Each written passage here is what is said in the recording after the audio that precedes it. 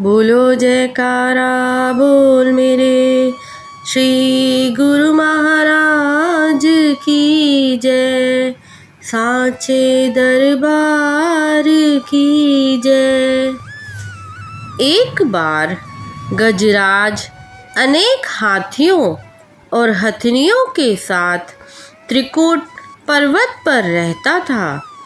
एक दिन अत्यंत गर्मी थी, तब हाथियों का यह दल, जिसका सरदार गजराज था और जिसमें अनेक हाथी, हथनियाँ व हाथियों के बच्चे थे, वरुण देव के बाग में जा निकला। उस बाग में एक सुंदर सरोवर था। यह दल सरोवर में प्रविष्ट हुआ। हाथियों ने शीतल जल पीकर अपनी प्यास बुझाई। तत्पश्चात सरोवर में क्रीड़ा करने लगे। अपनी सूंडों में जल भर भर कर एक दूसरे पर उछालने और कीचड़ में लथपथ होने लगे। इसी प्रकार कुछ देर तक क्रीड़ा चलती रही। इसी सरोवर में एक अति बलवान ग्राह रहा करता था। अपने आवास में इस प्रकार उधम और हलचल मचते देख वह बाहर निकल आया तथा हाथियों की ओर झपटा। संयोगवश गजराज का पांव उसके मुख में आ गया। वह उसे पकड़कर जल में खींचता हुआ ले गया। हाथियों के दल का यह सरदार भी कुछ कम बलवान नहीं था, अतएव खींचातानी आरंभ हुई, परंतु ग्राह अधिक बलवान निकला और अंततः उसी का पल्ला भारी रहा। ग्राह उसे खींचता हुआ जल के अंदर ले गया। पर्याप्त समय तक दोनों में घोर संघर्ष चलता रहा।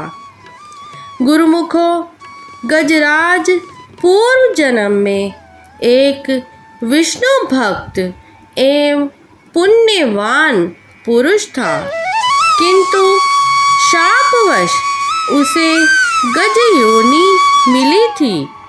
जब गजराज ग्रीवा तक अत्यंत पीड़ा में डूब चुका था तथा चारों ओर से अपने आप को असहाय पाने लगा और जब जान गया कि अब प्राण जाने वाले हैं, तो पूर्व जन्म के संस्कारवश उस समय वही मनुष्य बुद्धि जागृत हो आई। उस संकट स्थिति में उसने अपने इष्ट देव श्री विष्णु जी के चरणों में अपने आप को बचाने की प्रार्थना की।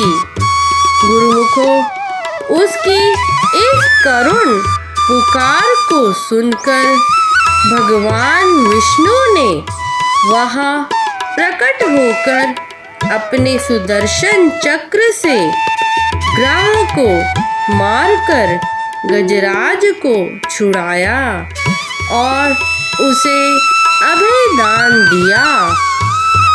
गुरुमुखों, संत महापुरुषों ने इस कथा का भावार्थ यूँ कहा है कि यह जीव भी इस संसार रूपी सरोवर में बड़े भयंकर बलशाली माया रूपी ग्राह के मुख में फंस गया है। अज्ञानी और विषयासक्त जीवों की तो बात ही क्या है। बड़े बड़े विद्वान और अपने आप को ज्ञानी कहलाने वाले भी इस विकराल ग्राह अर्थात माया के मुख में फंसकर विचलित हो जाते हैं। जब तक मनुष्य अपनी बुद्धि और चतुराई का बल लगाते हुए अर्थात अपनी मनमति अनुसार कई प्रकार के कर्मकांड आदि करते हुए इस माया से छूटने का उपाय करते रहते हैं, तब तक उनका इस माया ग्राह से छूट सकना अति कठिन अथवा असंभव होता है और जीव इसके चंगुल में फंसा रहता है। संतों के कथानुसार इस माया से छूटने का केवल एक ही सरल व सुगम उपाय है कि जीव इस बलशाली माया से बलवान समर्थ पुरुष भगवान रूप रूहानी संत सतगुरु की शरण ग्रहण करे और उनसे इस माया ग्राह से छूटने के लिए प्रार्थना करे।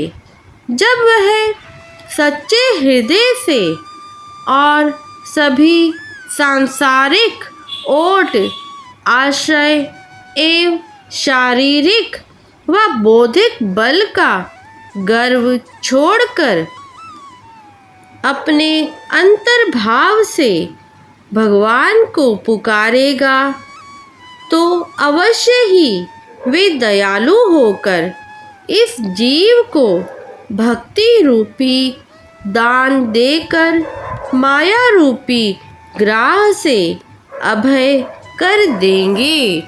बोलो जयकारा बोल मेरे श्री गुरु महाराज की जय, साचे दरबार की जय।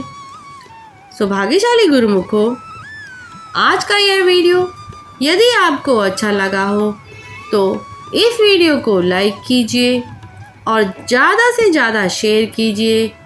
और यदि आपने इस चैनल को अभी तक सब्सक्राइब नहीं किया है तो प्लीज़ इस चैनल को सब्सक्राइब कीजिए और कमेंट में जय सच्चिदानंद जी ज़रूर लिखें। जय सच्चिदानंद जी।